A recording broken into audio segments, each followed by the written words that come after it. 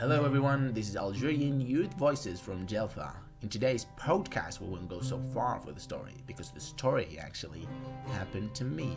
Here is the unexpected.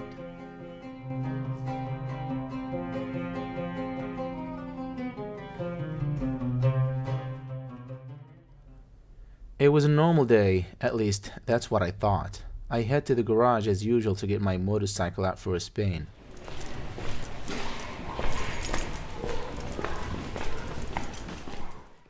Yep, it has been a long time. I turned the engine many times, but it didn't work because it has been off for quite a while.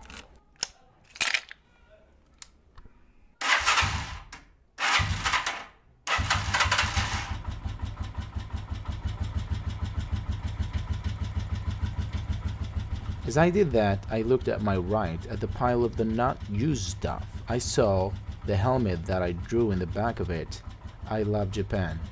First word in kanji, the Chinese symbols, and the rest in hiragana, which is the Japanese writing symbols, and I noticed that it got dusty. I remembered my cute teacher Yawei as she was nodding her head at the dinner table and giving me an advice that I should wear it. You could tell by the way her looked that she was really serious about this precise issue. I picked it up and I set it in the back of my motorcycle. I thought maybe I'll run into some checkpoint and I better have it with me. I did know it's no good there if I had an accident, but foolish me and every single human ever lived to think that will never happen to me.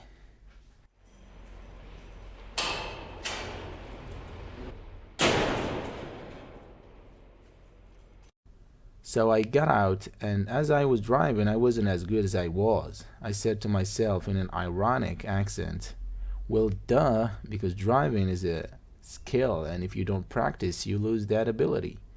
Anyways, I was going 40 kilometers per hour, which is not so fast, unless you are on the asphalt, being dragged by 150 kilograms motorcycle. I was taking a right turn, so I leant towards the right just a little, and out of nowhere, some guy who was distracted cuts me off. Time slows down when I push the first wheel brake very hard, and in motorcyclers' terminology that means this equation, leaning plus braking with the first wheel, equals you're about to kiss the asphalt, or just a little bit more than that. I knew it is going to be painful. I did not think of your way or anybody, to be fair. I thought, what if I died today? Am I ready? Or is anybody ever ready? I didn't even tell my father that I loved him today or any day. Because we Eastern men are supposed to be tough and never express our feelings. Even though time was slow, but that's all what I thought. Because life is not an Indian movie or Japanese anime where you have plenty of time while you're dying or flying to hit your enemy. I was falling and I thought I should keep my head away from the asphalt. That's the most precious organ, right? I hit the ground for the first time and I knew that my bone strength just got tested. Because they made a small sound like when you hit a tube.